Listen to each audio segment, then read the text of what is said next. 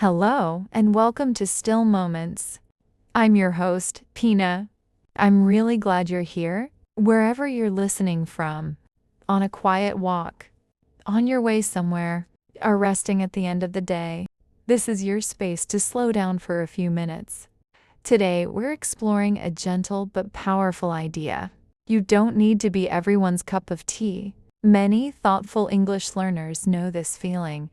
You understand the conversation. You know what you want to say, but when the moment comes to speak, you hesitate. You may wonder, is my grammar correct? Does my accent sound okay? Will this sound natural? So instead of speaking freely, you hold back. You adjust the sentence in your mind, and sometimes the moment passes quietly.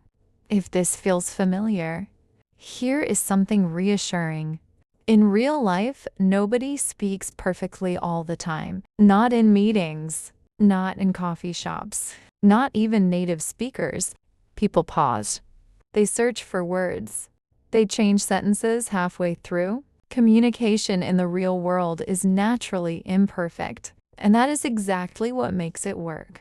Now let's look at today's expression. You don't need to be everyone's cup of tea. This idiom means you don't have to be liked by everyone. People have different preferences, and that is completely normal. Let's say it slowly together. You don't need to be everyone's cup of tea. Again, gently. You don't need to be everyone's cup of tea. Good. Imagine someone offers you a cup of tea. It's warm. It smells nice. It was made with care. But when you taste it, it's simply not your favorite. You might smile and say, "No, thank you. The tea is not wrong.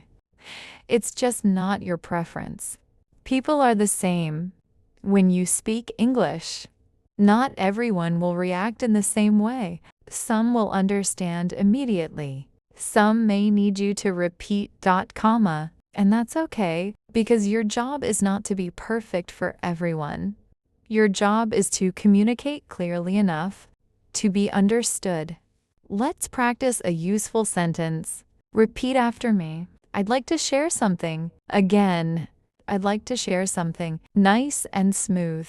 Simple, calm English is powerful English. Let's try one more natural sentence. Repeat after me. I was nervous at first. Again, I was nervous at first. Very good. This is how speaking confidence grows. Not suddenly, but gently through real use. So the next time you feel that small hesitation, when your sentence is ready, but your confidence feels a little behind, remember this. You don't need to be everyone's cup of tea.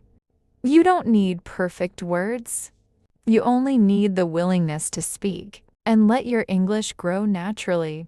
Thank you for sharing this still moment with me, and I'll see you in the next episode.